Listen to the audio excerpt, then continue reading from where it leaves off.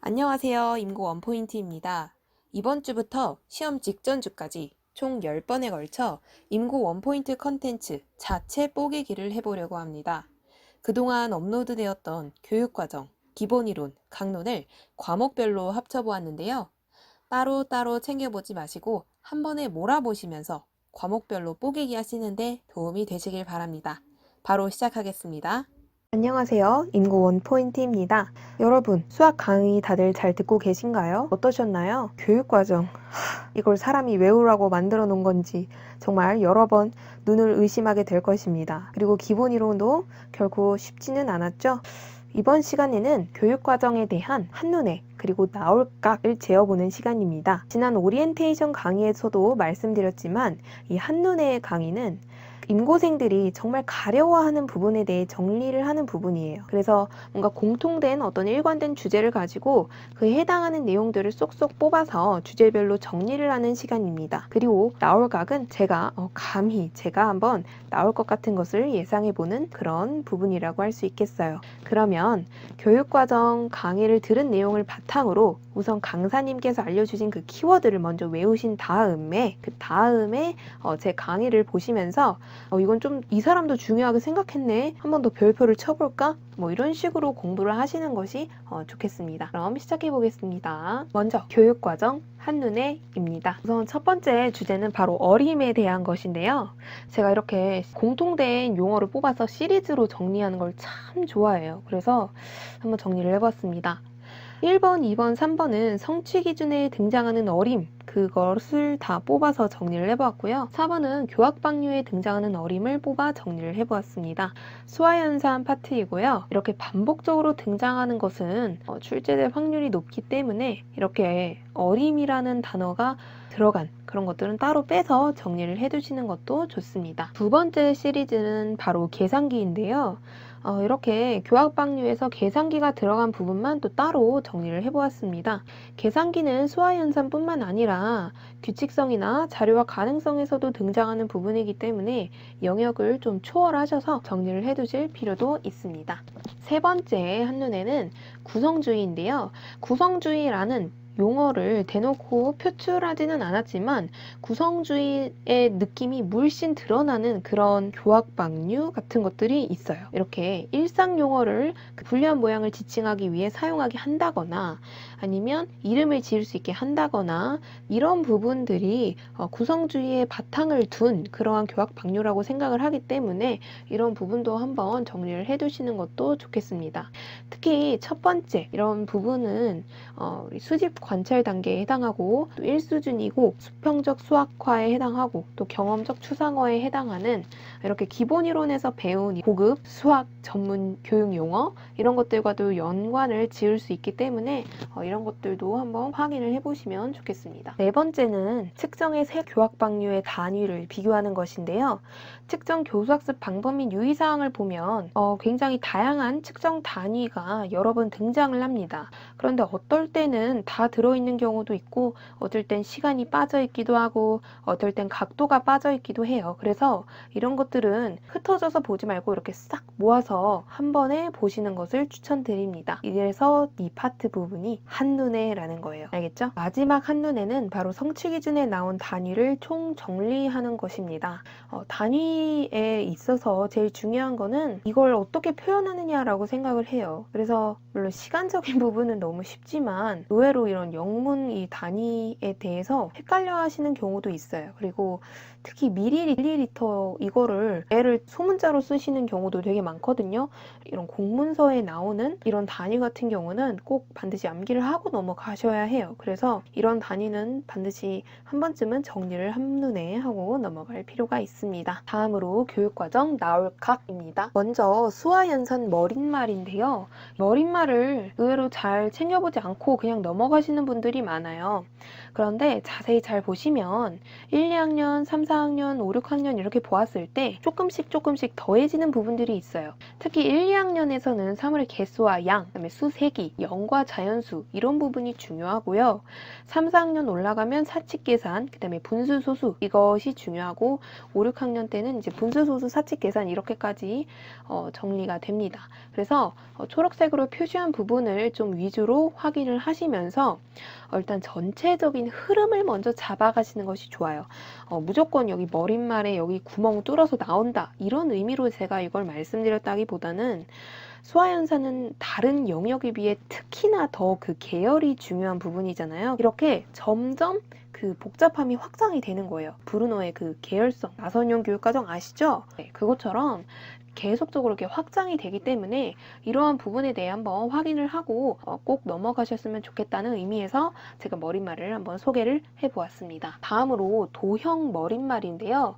여기서 도형에서는 굉장히 중요한 말들이 많아요. 특히 1, 2학년에서는 기본 이론에서 배운 개념들이 그대로 여기 적용이 되거든요. 먼저 관찰해서 모양을 파악하고 그것은 직관적인 이해로 연결이 된다. 그리고 이제 공간 감각이란 표현이 나오고 이런 부분들이 기본 이론에서 배운 그런 키워드들을 활용하여 서술이 된 부분이기 때문에 이런 부분은 꼭 확인을 하고 넘어가셨으면 좋겠습니다. 그 다음 3, 4, 5, 6 가서는 분류해서 범주화한다. 이런 부분들 확인을 해 주셨으면 좋겠어요. 다음으로 측정 같은 경우에는 굉장히 중요합니다. 측정은 뭐 하나하나 다 너무 중요하죠. 1, 2학년, 3, 4학년, 5, 6학년 다 비슷해요. 그래서 하나만 가져왔는데요. 양을 비교하고 단위를 이용해 재거나 어림해보고 이렇게 해서 양을 수치화한다. 진짜 뭐 하나 빼놓을 것 없이 정말 중요한 키워드들로만 이루어져 있습니다. 특히 맨 마지막 측정을 통해 길러지는 양감. 이거는 뭐 너무 중요하죠. 그래서 이 진짜 키워드들은 앞으로 강론에서도 너무 중요할 거예요. 그래서 이런 것들은 꼭 확인을 하고 넘어가셨으면 좋겠습니다. 다음으로 규칙성, 머릿말에서는 함수 개념 부분, 그다음에 비례적 사고 이런 거 확인을 하시면 좋고요. 자료화 가능성에서는 수집, 분류, 정리, 해석 이걸 확인하시면 좋은데 이것은 추후에 4월 이후에 나올 그 강론 자료화 가능성 부분에서도 이 통계 과정이 나와요. 수집, 분류, 정리, 해석 이 단계가 나오기 때문에 그것과 밀접하게 연관지어서 보시면 좋습니다. 아직까지 시험에서 머릿말에 막 구멍을 뚫어가지고 나온 적은 단 한 번도 없어요. 하지만 제가 아까도 말씀드렸다시피 머릿말을 보는 이유는 계열을 확인을 하고 또 전체적인 큰 그림을 그린다는 의미에서 굉장히 중요합니다. 그래서 머릿말도 빼놓지 말고 제가 알려드린 이런 초록색으로 표시한 단어 같은 것들은 한 번 더 확인을 하시고 넘어가시면 좋을 것 같아요. 그래서 오늘은 이렇게 수학 교육과정 한눈에 그리고 나올각의 일부 내용을 정리를 해보았습니다. 나올각이 조금 많아서 두 번 끊어서 갈게요. 그래서 오늘은 머릿말 나올각까지만 정리를 했습니다. 다음 시간에는 마저 교육과정 부분에 대해 나올각을 정리를 해보도록 할게요. 그럼 다음 주에 만나요. 다음 주까지 열심히 기본 이론 복습해와요. 알겠죠? 화이팅! 안녕하세요. 임고 원포인트입니다. 이번 시간에는 지난 시간에 이어서 교육과정의 나올각 부분을 마무리 지어보고 그 다음에 기본 이론의 한눈에와 나올각 강의를 진행을 해보도록 하겠습니다. 여러분 수학 교육과정과 기본 이론 강의 다들 잘 듣고 계신가요? 네, 항상 말씀드리지만 강사님께서 강조하신 내용을 숙지하신 뒤에 제가 알려드리는 내용을 참고하며 공부 영역을 확장해 나가시기를 바랍니다. 한눈에 같은 경우에는 많은 수험생들이 혼란스러워하거나 헷갈려하는 부분을 어떤 주제를 잡아서 좀 알기 쉽게 정리하는 시간이고요. 나올각은 제가 감히 한번 나올 것 같은 것을 예상해보는 시간이라고 할 수 있겠습니다. 그래서 제가 알려드리는 게 전부가 아니기 때문에 강사님께서 알려주신 내용을 충분히 숙지를 하시고 강의를 보면서 저 고득점자는 저런 시각도 갖고 있네? 이렇게도 공부를 한번 해봐야겠다. 이렇게 여러분들의 공부 영역을 확장하는 그 수단으로 이용해 주시면 좋겠습니다. 알겠죠? 네, 그럼 시작해 볼게요. 먼저 교육과정 나올각입니다. 2학년 수학에서는 이 자릿값과 위치적 기수법이 제일 중요하죠. 그리고 4학년 넘어가서도 수와 연산 파트에서는 지속적으로 이 자릿값과 위치적 기수법이 중요합니다. 다만 그 숫자 단위에서 차이가 있을 뿐이죠. 1, 2학년군에서는 1000까지만, 3, 4학년군에서는 10,000 이상의 큰 수, 이렇게 단위의 차이가 있을 뿐 자릿값과 위치적 기수법을 이해하는 그 수 개념은 여전히 중요합니다. 다음 4학년에서는 분수라는 개념이 등장하게 되는데 이때 양의 등분할이라는 것을 통해 분수를 이해해야 하죠. 그 다음에 소수도 도입을 하게 되는데 그때 자릿값의 원리를 바탕으로 이해하게 하는 것이 중요합니다. 그 한 칸 점을 뒤로 찍을 때 10분의 1이 된다 이런 거를 이해하게 하는 게 중요하죠. 그래서 요 정도 키워드를 정리해 볼 수가 있겠습니다. 아무래도 수학 교육과정 특히 성취기준 부분에서는 여전히 그 구멍을 뚫어서 출제하려는 경향이 있어요. 그래서 이런 키워드 같은 것은 꼭꼭 잘 챙겨 놓으시면 좋겠습니다. 다음 도형 파트에서는 이제 이게 제일 중요한 성취기준 같아요. 삼각형, 사각형에서 각각의 공통점을 찾아 말하고 이를 일반화하여 오각형과 육각형을 알고 구별할 수 있게 한다. 여기서 일반화 이게 참 중요하죠. 여기에 연관된 교학방류 이것도 좀 통으로 외워두면 좋을 것 같아요. 특히 기본이론에서 귀납적 사고 이수준과 연계되는 부분이기 때문에 물론 수학에서 기본이론과 연계한 문제는 그렇게 자주 출제되는 편은 아니지만 그래도 수학 지총에서 다양한 수학적 사고가 나오잖아요. 그런 부분과도 연계를 해볼 수 있다고 생각을 해요. 그래서 이 정도 정리를 해보시면 좋겠습니다. 다음으로는 직각인 곳, 그게 수직관계고 평행관계가 곧 서로 만나지 않는 직선 이것이죠. 이렇게 1대1 대응을 시키면 좋을 것 같아요. 수직관계, 평행관계 이 말이 처음에는 어렵기 때문에 아이들 용어로 바꾸는 것도 한번 생각을 해보시면 좋을 것 같습니다. 다음으로 추론 이 부분이 이제 연역이 처음으로 등장하는 부분이기 때문에 이 성취 기준은 중요한데요. 여기서도 기본이론과 연계하여 귀납적 사고와 연역적 사고를 모두 활용해 특히 사각형 내각의 크기의 합을 추론할 때 연역적 사고를 사용하잖아요. 그래서 그런 부분을 같이 살펴보시면서 공부를 하시면 좋습니다. 특히 아직은 배우지 않으셨겠지만 4월 이후 강론 강의를 들으시다 보면 제가 무슨 말을 하는지 더 잘 이해가 되실 거예요. 그때 다양한 방법으로 삼각형 내각의 크기의 합을 추론하고 사각형 내각의 크기의 합도 추론을 하는데 삼각형 내각의 합이 180도인 것을 이용하여 그 3단 논법으로 사각형 내각의 크기의 합이 360도다 이런 걸 추론을 하는 과정도 있어요. 그게 처음으로 연역적 사고가 사용이 되는 부분이기 때문에 그게 굉장히 좀 중요하게 다뤄지거든요. 그래서 그런 부분도 있고 해서 이 성취 기준은 좀 중요하게 보실 필요가 있습니다. 다음 이 대응 관계에 대한 그 정의에 대한 것인데요. 이것도 한 번쯤 살펴보면 좋을 것 같고요. 또 비의 개념도 뭘 통해 비의 개념을 이해하는지 이런 것도 살펴보시면 좋겠습니다. 이 페이지에서 첫 번째와 세 번째, 네 번째는 공통적으로 수직, 평행, 대응, 비 이러한 전문적인 수학적 용어와 조금 더 그것을 풀어낸 그런 서술된 부분이 같이 공존하는 성취 기준이 있어요. 그런 부분들을 이렇게 1대1 대응시켜가면서 연습을 하시면 좋을 것 같습니다. 다음으로는 이전까지는 성취 기준을 위주로 살펴보고 거기에 꼭 필수적으로 함께 다뤄야 하는 교학방류만 보았다면 이제는 좀 교학방류만 집중적으로 한번 살펴보도록 합시다. 교학방류에서도 여전히 위치적 기수법이 등장을 해요. 또 이걸 보실 때 그냥 위치적 기수법만 확인하고 넘어가지 마시고 앞에 나오는 이 두 자릿수를 10개씩 묶음과 낱개 이런 표현도 좀 얻어가시면 좋겠습니다. 다음 연산감각 이거 반복적으로 수화연산에선 등장하는 부분이에요. 특히 이제 평방류 연관을 지어서 보시면 좋습니다. 다음 곱셈의 의미는 배의 개념과 동수누가를 통해 다루고 이거는 매해 아마 강조하시는 부분일 것 같아요. 이거는 너무너무 중요하기 때문이죠. 꼭 챙겨가시길 바랍니다. 다음 최대 공약수와 최소 공배수는 두 수에 대해서만 구하게 한다. 또한 그것과 연관 지어서 소인수의 곱으로 나타내어 구하는 방법은 다루지 않는다. 이런 부분도 참고를 해보시면 좋겠습니다. 어떤 잘못된 평가지가 나오고 이게 왜 잘못됐는지에 대해서 교육과정의 근거에 서술을 해라. 뭐 이런 식으로 모고 출제를 많이 해봤던 기억이 나요.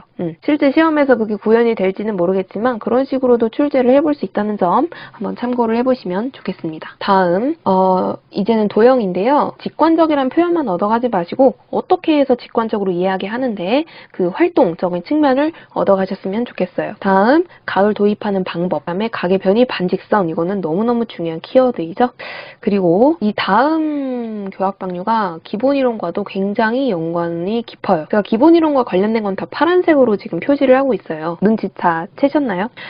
이렇게 여러 가지 사각형의 성질은 구체적인 조작 활동을 통해 간단한 것만 다루고 여러 가지 사각형 사이의 관계는 다루지 않는다. 왜? 구체적 조작인 건 이 수준이고 분석적 수준이고 또 귀납적 사고이며 일반화에 해당이 되죠. 그런데 관계 같은 경우에는 관계적 수준에 해당하고 3수준이고 또 비형식적인 연역 수준이기 때문에 이 학년군의 아이들에게는 적합하지가 않아요.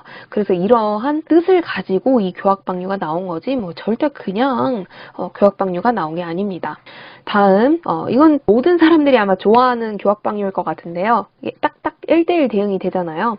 한 직선을 중심으로 직사각형, 직각삼각형, 반원 돌리는 활동을 통해 원기둥, 원불구를 만들어보게 한다. 네, 이거는 너무 귀엽고 만인이 사랑하는 그런 교학방류이지 않을까 생각을 합니다. 다음 삼각형 넓이는 높이가 삼각형 외부에 있는 것도 다룬다. 이것도 아까 그 최대공약수, 최소공약수 문제와 마찬가지로 뭔가 잘못된 평가지를 주고 왜 이게 잘못된 문제인가에 대해서 교육과정의 근거에 서술을 해라 할 때 이것도 충분히 나올 수 있다고 생각을 해요. 이 정도 정리를 해보고 넘어가겠습니다. 다음 표와 그래프로 나타내는 그런 걸 할 때는 기준이 분명하고 간단한 것을 다룬다. 이렇게 기준적인 측면에서도 한번 생각을 해보시면 좋고 또 꺾은선 그래프는 항상 눈금의 크기, 변화의 경향 그게 중요하잖아요. 그래서 이런 키워드도 챙겨가시면 좋겠습니다. 마찬가지로 평방류와 바로 연관이 되죠. 변화의 경향 똑같이 또 나오는 부분이니까 참고를 하시길 바랍니다. 그리고 이제 직관적이란 표현이 도형 파트에서만 나오는 게 아니라 자료와 가능성에서도 나와요. 이렇게 평균을 구하는 방법뿐만 아니라 그 의미를 직관적으로 파악하게 한다. 이것도 바로 그 아래 평방류와 연관되니까 같이 묶어서 살펴보시면 좋아요.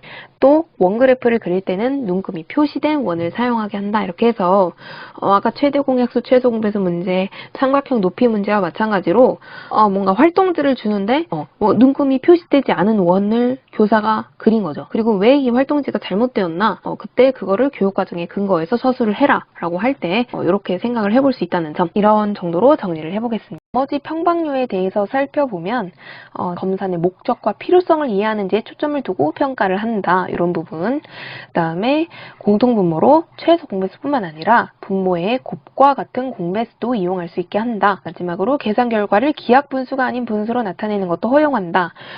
평방류 같은 경우가 실제로 아이들이 활동지를 풀어서 제출한 걸 보여주고 여기서 교사가 왜 이걸 잘못 채점을 했는지 뭐 이런 거에 대해서 교육과정의 근거에서 서술을 하시오. 이렇게 했을 때 이런 것들을 떠올리면 됩니다. 그 다음에 교육과정에 대해 나올 값을 재어보았는데 제가 재어드린 부분만 보셔도 사실 좀 충분할 것 같아요.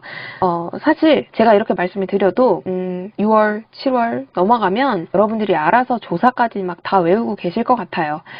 저도 그랬거든요. 그래도 혹시 제 영상을 1월에 보실 수도 있지만 이걸 7월에 보실 수도 있잖아요. 8월에 보실 수도 있고 그때 좀 많이 급한 상황이라면 찝어드린 부분만이라도 꼭 챙겨가셨으면 좋겠습니다. 그 다음에 수학 교과에 대한 교사학습 방향, 그 다음에 평가 방향. 수학은 이게 나올까요? 이거 외워야 되나요? 이런 궁금한 점이 매번 드실 거예요. 왜냐면 그 뒷교가 진짜 어마무시하게 양이 많고 이거 진짜 이걸 사람이 외울 수 있는 건가? 이런 생각이 계속 드실 거예요. 차라리 뒷평을 외우라면 외우겠어요. 왜냐면 너무 짧고 간단하잖아요. 근데 뒷평은 잘 안 나와요. 나온다면 뒷교? 그래서 1사학번 때 한번 뒷교가 나온 건데 근데 이거를 그때 한번 나왔다고 지금 몇 년째 외우고 있는 상황인 거예요. 참 이상하죠. 근데 저는 그래도 외우시는 거를 추천을 드려요. 특히 이제 역량 아래 나온 설명 있잖아요. 그 다음에 또 의미 있는 발문이랑 수준별 수업 또 나오잖아요. 근데 그걸 외우는 이유가 1차 시험에 그게 나와서가 아니라 2차 시험, 그러니까 면접이나 수업 실현에서 만약에 수학 교과를 뽑았어요. 수업 실현 끝난 다음에 그냥 혼자 쇼하고 그냥 끝 하고 나가는 게 아니라 그 본인의 수업에 대해서 한번 복기를 해보는 시간을 가져요. 근데 그 시간대에 굉장히 할 말이 많아져요. 내가 수학 교과를 만나거나 아니면 여기 나온 그 의미 있는 발문이나 수준별 수업 이런 주제를 만나면 통암기 해놓은 그런 고급진 정제된 용어를 내가 많이 외워놨기 때문에 이런 거를 그냥 다다다다다 입이 말하는 대로 뱉으면서 생각할 수 있는 시간도 벌고 굉장히 사람이 전문적이다 이렇게 보이거든요.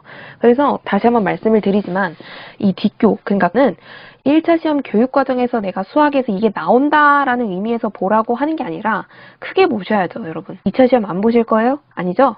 2차 시험에 그런 좀 전문성을 발휘해야 하는 그런 면접이나 혹은 수업 실현의 그런 수업 나눔이나 반성적 성찰, 이 시간대에 여러분들이 역량을 마음껏 펼칠 수 있는 그런 시간이에요. 그래서 그때 발휘를 제대로 하시려면 지금 외워놓으시는 게 좋아요. 그리고 남들 다 외울 거예요. 아마 이 부분. 포기하는 사람 없어요. 막 도덕 내체표 같이 진짜 짜증나는 부분이긴 한데 그래도 다 외우실 거예요. 근데 이왕 외우실 거면 내가 큰 그림을 그린다 이렇게 기쁜 마음으로 외우셔야지 안 나올 것 같은데 왜 외우지? 이런 생각으로 접근하면 힘들어요. 그래서 2차 시험까지 큰 그림 그리면서 보셨으면 좋겠어요. 실제로 저는 2차 시험 때 정말 이 덕을 많이 봤거든요. 그래서 자신감 있게 말씀을 드리는 겁니다. 알겠죠? 다음으로 기본이론 한눈에 나올 과학입니다. 한눈에는 지난번에도 말씀드렸지만 수험생분들이 좀 헷갈려하고 좀 이거 여기서 본 것 같은데 싶은 것들을 싹 모아서 한눈에 정리를 해주는 것이고요. 나올 각은 나올 것 같은 것을 재어보는 그런 시간이라고 할 수가 있겠습니다. 첫 번째 구성의 원리인데요. 딘즈 혹은 DNS, 그 다음에 브루너, 이 두 학자 모두 구성의 원리에 대해 말을 해요.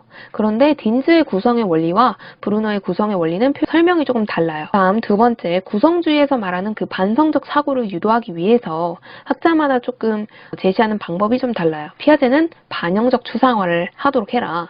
폴리아는 반성 단계를 거치도록 해라. 반힐은 수단의 대상화를 하도록 해라. 프로이덴탈은 수학화를 통해 애들이 끊임없이 상승하도록 해라. 이렇게 제안을 하고 있다는 거죠. 그래서 물론 이렇게 학자마다 묶는 거는 전 별로 추천하는 방법은 아닌데 그래도 좀 암기를 수월하게 하려면 어느 정도 연결되는 부분은 좀 연결을 지으면서 보시는 게 좋아요. 그래서 이 정도 정리를 해보도록 하겠습니다. 다음으로 기하 파트 보도록 하겠습니다. 기하 파트에서 제일 중요한 것은 아마도 이 인식 수준과 그에 따른 사고 대상과 수단, 그리고 그 각 수준별 설명인데요. 시각적 인식 수준에서 사고 대상이 주변 대상이고 이를 정리하는 사고 수단은 도형, 모양이죠. 이런 식으로 정리를 해 나가시면 됩니다. 분석적 수준 옆에 나와 있는 도형, 성질은 앞에 있는 것이 사고 대상, 뒤에 있는 것이 사고 수단이라고 생각하시면 돼요. 그러니까 예를 들어 비형식적 연역 수준은 사고의 대상이 성질이고 이를 정리하는 사고 수단은 명제, 정의이다. 이렇게 말씀을 하시면 됩니다. 그리고 이 각 수준별 설명은 진짜 통암기를 하셔야 돼요. 제가 통암기 보통 이렇게까지 표현은 안 하는데 이건 진짜 토시 하나 빼놓지 말고 그냥 통으로 외우시면 됩니다. 그 다음에 여기에 더해서 물론 4월 강론 강의 이후에 더 여러분들께서 학습을 하시겠지만 학생들이 이 수준에 머물면 안 돼요. 이 수준 그 다음 단계로 올라가기 위해서 교사가 어떤 비계를 제공을 해야 합니다. 근데 그 비계 발문이 중요해요. 그 아래 보시면 시각적 인식 수준에서 분석적 수준으로 넘어가기 위해서는 다양한 예와 비례를 분류해보게 한다. 그 다음에 분석적 수준에서 관계적 수준으로 넘어가기 위해서는 최소한의 속성을 비형식적으로 추론해보게 한다. 이런 표현들을 아마 강론 강의 이후에 가르쳐 주실 가능성이 높아요. 그래서 이런 부분에 좀 더 유념을 하시면서 4월 이후에 강론 강의를 들으시면 도움이 많이 되겠습니다. 다음으로 마지막인데요. 추상화, 형식화, 이상화, 그리고 일반화, 특수화, 계통성, 논리성, 수학적 사고 4가지 이런 것들은 바로 지도서 총론에 나오는 내용입니다. 이것들은 시험에서 상당히 많이 출제되는 부분이라서 여전히 중요한 요소로 다뤄질 수 있어요. 특히 아까 제가 교육과정 나올 각에서 계속 언급드린 일부 단어들이 있을 겁니다. 그런 것들을 더 위주로 보시면 당연히 도움이 되시겠죠. 이러한 용어들을 강론 강의와 연계해서 그 실제 교과서에 구현된 장면과 연결하시면 당연히 도움이 될 수밖에 없습니다. 아래는 그 예시이니 참고해 주시면 돼요. 네. 안녕하세요. 임고원 포인트입니다. 이번 시간에는 수학 강론, 도형과 측정, 한눈에와 나올각을 준비를 해보았습니다. 내용이 다소 길어져 이번 주와 다음 주에 걸쳐 2번에 나누어 정리를 하겠습니다. 시작하기 전에 간단하게 수학 강론에 대한 저의 단권화 방법과 그리고 각 영역별 공부 방향에 대해 소개하고자 합니다. 이건 제가 실제로 서울교대 특강에서 활용했던 자료를 그대로 가져왔는데요. 수학에서는 수화연산, 도형, 측정, 자료와 가능성, 규칙성이 있습니다. 이때 수화연산은 어떻게 이걸 설명할 수 있을까? 이런 걸 생각하며 지도 원리를 공부해야 되는데요.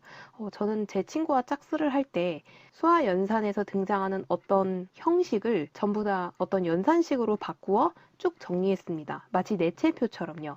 예를 들어 분모가 다른 분수의 덧셈 같은 경우 3분의 2 더하기 4분의 3 이렇게 적어놓고, 또 만약에 분모가 같은 분수의 덧셈이라면 3분의 2 더하기 3분의 2 이렇게 적어놓는 거죠.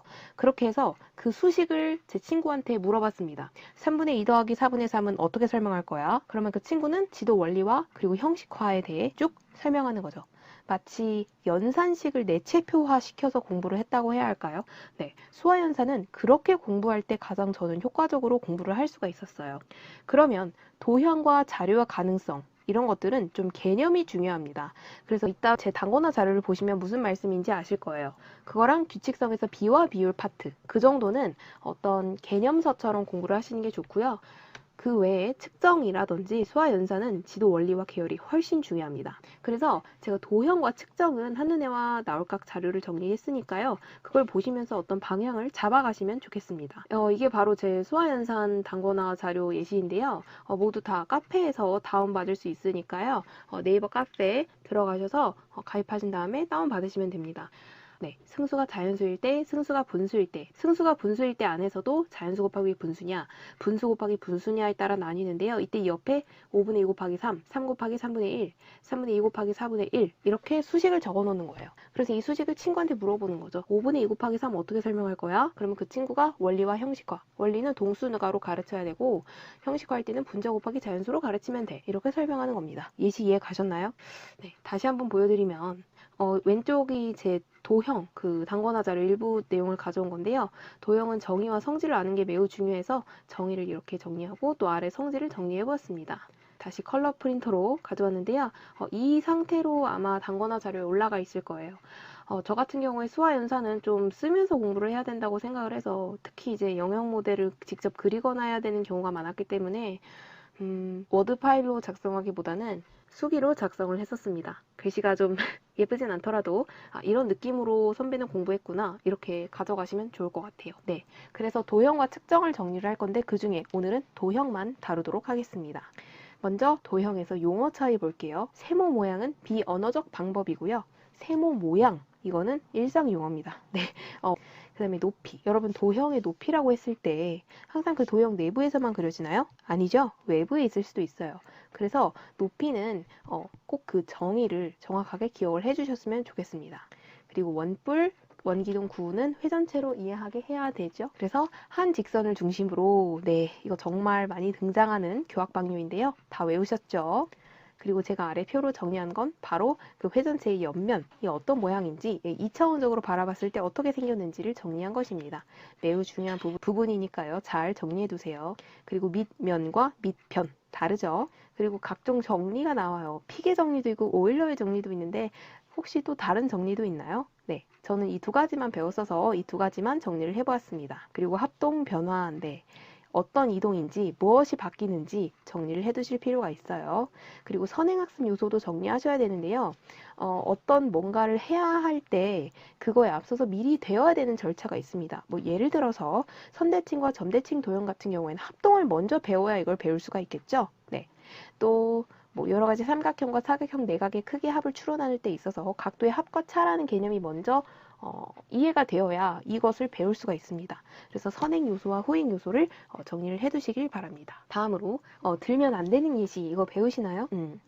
각기둥과 각부를 배울 때 좀 학생들이 헷갈릴 수 있어서 들면 안 되는 예시가 있는데요. 아래 확인해 주시고요. 그리고 둘레, 넓이, 부피 공식이 다 있어요. 이것 같은 경우에는 공식을 따로 정리를 하지 않으신 분들도 많은데, 이 공식 안에 들어간 이 용어 부분이 있잖아요. 직사각형에서는 아래가 가로, 그 높이가 세로로 이렇게 표현을 하는데, 평행사변형에서는 그 아래 부분을 밑변의 길이라고 하고 그 높이를 높이라고 표현을 해요. 그래서 이게 어떤 도형에 따라 그 용어, 그러니까 가리키는 건 같은데 그 용어가 달라질 수 있어서 그 부분을 체크하셨으면 좋겠습니다. 왜냐하면 이 부분이 바로 우리 뒷교, 의사소통 기능의 하위 역량 그 설명이잖아요. 그래서 수학적 표현을 정확하게 이해하고 사용하기 위해서 이 부분 여러분들도 정리를 해두시는 것이 좋습니다. 다음 계열이죠. 네, 정의는 직정사평마고요. 성질은 사평마 직정, 넓이는 직정평 3, 4마입니다. 그리고 수직 평행, 그 다음에 사다리꼴 순이에요. 네, 계열 반드시 외우셔야 합니다. 다음 도형학습 지도 과정인데요. 왼쪽에서 시작해서 오른쪽으로 들어간다고 생각하시면 돼요. 세로로 하나로 묶이는 거고요. 왼쪽에서 점차 오른쪽으로 변화하는 건데 배웠던 기본이론 용어랑 연결을 해서 한눈에 정리를 하였습니다. 그리고 도형의 정의 방법인데요. 세 가지가 있죠. 정리해 주세요. 특히 만약에 선분, 반직선, 직선, 각이 도형이 아니라고 하는 학생들에게는 어떻게 지도를 하냐. 도형의 의미를 떠올리게 한다. 이 부분 네, 실제로 그 교학방류에서도 반직선과 각이 도형이라는 것을 명확하게 지도하라고 나와 있기 때문에 이런 부분에 있어서 어떻게 내가 지도하면 좋을까 이런 것들을 생각하시면 좋습니다. 다음 합동, 선대칭, 점대칭 도형, 그리고 선대칭, 점대칭 위치에 있는 도형. 네, 이게 각각 어떤 것들을 이렇게 묶어서 설명하는지 정확히 정리를 해두시는 것이 좋아요. 특히 이 선대칭, 점대칭 도형과 선대칭, 점대칭 위치에 있는 도형이 다르죠. 체크. 원 같은 경우에는 다각형이 아니지만 선대칭 도형이자 점대칭 도형에 둘 다 해당되는 신기한 도형입니다. 그리고 사각형 분류 기준, 이 네 가지로 분류를 할 수 있는데요. 체크. 그리고 나올 것 같은 거는 제가 이제 내각의 크기가 같으면 정사각형이다. 이거 아니다. 내변의 길이가 같지 않은 직사각형을 발례로 제시한다. 이거 뭔가 나올 것 같아요. 네, 개념학습 모형 나올 것 같습니다. 그리고 네, 각불대가 각기둥과 각불이 아닌 이유 각각 정리를 해봤는데요. 한번 체크해 주세요. 그리고 수준이 향상되기 위해 필요한 발문이 있어요. 특히 도형 같은 경우에는 1수준, 2수준, 3수준을 명확하게 정리를 해서 기본이론에서도 달달달 외웠었잖아요. 그래서 각 단계를 상상하기 위해 필요한 어떤 교사의 비계, 스캐폴딩 그게 중요하잖아요. 그래서 그 수준업에 필요한 발문을 좀 정리를 해보았으니까요. 이것도 꼭 정리해 두시는 것이 좋습니다. 이렇게 해서 수학 전체적인 강론 공부 방법 그리고 도형 한눈에와 나올각을 정리를 해보았는데요. 다음 시간에는 측정 한눈에와 나올각을 정리하며 수학은 마무리 지어보도록 하겠습니다. 감사합니다. 다음 시간에 만나요. 안녕하세요. 인고원 포인트입니다. 이번 시간에는 지난 수학 공부에 대한 간략한 제 설명과 또 도형 한눈에 나올각에 이어 측정 한눈에 나올각을 소개하겠습니다. 먼저 측정 지도 계열인데요. 측정은 무엇보다 지도 계열이 가장 중요합니다. 비교에는 직관적, 직접, 간접 비교 순서로 흘러가고 측정에서는 직접에서 간접 순으로 흘러가고 어림에는 기준과 비교하기, 덩어리 짓기, 단위화하기 이렇게 세 가지 종류가 있습니다. 그래서 크게 보면 비교, 측정, 어림 순서로 흘러가는 것이지요. 그런데 지도 계열을 단순히 기계적으로 암기하시기보다는 측정을 왜 해야 되는지 근본적으로 이유를 생각해 보시면 지도 계열을 보다 이해하실 수가 있습니다. 저희가 측정을 하는 이유는 양을 보다 정확하게 비교하기 위해서 하는 것이죠. 즉, 양을 수치화해야 양을 보다 정확하게 비교를 할 수가 있습니다. 이때 수치화할 때 있어서 가장 필요한 것은 바로 단위인데요. 이 단위를 알아가는 과정이 바로 측정의 전부다라고 할 수 있을 정도라고 생각합니다. 이렇게 지도 계열을 단순히 기계적으로 외우시기보다는 측정이 왜 필요한지에 대해 생각을 하신 뒤에 이 계열을 이해하시는 것이 보다 도구적 이해가 아닌 관계적 이해를 하실 수 있지 않을까 생각해 봅니다. 다음으로 시간, 시각과 다른 측정 대상과의 차이인데요. 비교는 길이, 무게, 넓이, 들이에서만 하지 시간에서는 비교를 하지 않습니다. 즉, 시간을 제외한 나머지 단위에서는 임의 단위를 사용하지만 시간, 시각에서는 임의 단위를 사용하지 않습니다. 그 이유는 시각과 시간은 구체물을 대상으로 한 단위가 아니기 때문이죠. 그래서 바로 표준 단위를 도입하지 임의 단위를 사용해서 하는 그런 정통적인 측정의 계열 순서를 따라가지 않습니다. 다음 임의 단위를 사용하는 이유는 제일 중요하죠. 친숙하고 실생활에 자주 쓰이기 때문이죠. 다음으로 시각과 시간의 차이 체크하시고요. 다음 임의 단위와 표준 단위에서 단위, 수와 단위 사이의 관계 반드시 정리하셔야 됩니다. 그리고 단위 도입 배경에 대해서 생각을 해보셔야 되는데요. 어떤 불편한 점이 있어서 어떤 단위가 도입이 됩니다. 근데 표준 단위가 도입된 이후에도 어떤 표준 단위가 불편해서 또 다른 표준 단위가 도입이 돼요. 이 부분 정리하셔야 됩니다. 임의 단위 사용이 왜 불편한지는 너무너무 중요하죠. 체크해주세요. 다음으로 제가 헷갈리는 예시를 좀 정리를 해봤는데요. 왼쪽이 사례이고 오른쪽이 그 비교, 측정, 어림 그 계열에 해당하는 각각의 그 단계입니다. 그래서 여러분들도 혹시 헷갈릴까봐 한번 정리를 해보았습니다. 체크해주세요. 다음 각과 각도 구분 너무 중요하죠? 각은 도형에서 나오는 것이고요. 각도는 측정에서 나오는 것이에요. 사실 무엇보다 이 괄호 안에 있는 정의를 먼저 생각해 주시면 됩니다. 다음으로 각도 측정 관련 5개념인데요. 왼쪽에 아이들이 이런 실수를 실제로 정말 많이 합니다. 그래서 오른쪽에 올바른 지식과 방법을 지도해야 할 필요가 있죠. 이 지도 방법에 대해서도 정리를 하셔야 됩니다. 다음으로 연역적 추론 부분인데요. 이 성취 기준 정말 중요하죠. 이 성취 기준에서 귀납적 추론을 할 수 있고 연역적 추론도 할 수 있습니다. 4가지 방법이 총 가능한데 그 중에 3가지는 귀납적 추론으로 가능하고요. 딱 한 가지만 연역적 추론이 가능해요. 그 연역적 추론이 가능한 부분을 바로 이 가운데 연역적 사고 흐름 정리 부분에 정리를 해두었으니까 기억을 하시면 되겠습니다. 다음으로 어림 전략과 어림 방법은 차이가 있죠? 네, 위에 상위 범주를 정리를 해두실 필요가 있습니다. 다음으로 넓이 지도 계열이에요. 측정 지도 계열은 큰 틀로 다시 정리하면 비교, 측정, 어림 순서라고 했습니다. 넓이도 마찬가지예요. 그런데 넓이는 조금 복잡해서 제가 따로 다시 정리를 해보았습니다. 체크해 주세요. 특히 마지막 넓이 학습을 위해 하는 조작 활동, 네, 반드시 기억하셔야 되는 부분입니다. 다음으로 도형과 넓이 지도 계열을 연결한 것인데요. 직사각형의 넓이를 구하기 위해 어떻게 지도하는지, 그 다음에 정사각형의 넓이를 지도하기 위해 어떻게 지도하는지 왼쪽의 도형과 오른쪽 넓이 지도 방법을 각각 연결하실 필요가 있습니다. 다음 부피 지도의 핵심 발문인데요. 네, 넓이랑 똑같아요. 부피는 다만 그게 축이 3개로 늘어난 것 뿐이죠. 가로, 세로 높이가 각각 쌓기 나무 몇 개에 해당하는지 알아보시오. 이 멘트 중요합니다. 그리고 약, about 이거인데요.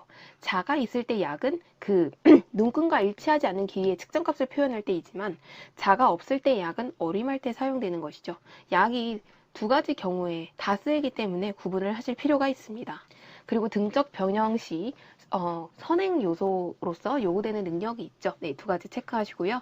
직육면체 건넓이 구하는 방법도 이렇게 간단하게 표현을 할 수 있었는데 네, 한번 이것도 정리해보았습니다. 그리고 직사각형 넓이에서 평행사변형 넓이를 이끌어내는 그 과정에서 필요한 것들을 좀 정리를 해보았는데요.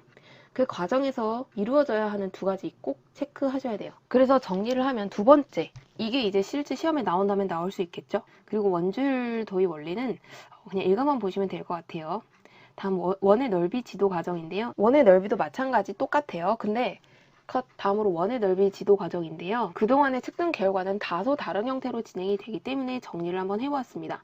체크해주세요. 마지막으로 올림, 버림, 반올림 헷갈리는 거 제가 정리한 건데요. 의외로 이게 실생활에서 그렇게 자주 쓰이는 개념이 아니다 보니까 좀 헷갈리는 경향이 있습니다. 그래서 두 가지 방법으로 나타낼 수 있어요. 이거 한번 읽어보시면 바로 이해되실 겁니다.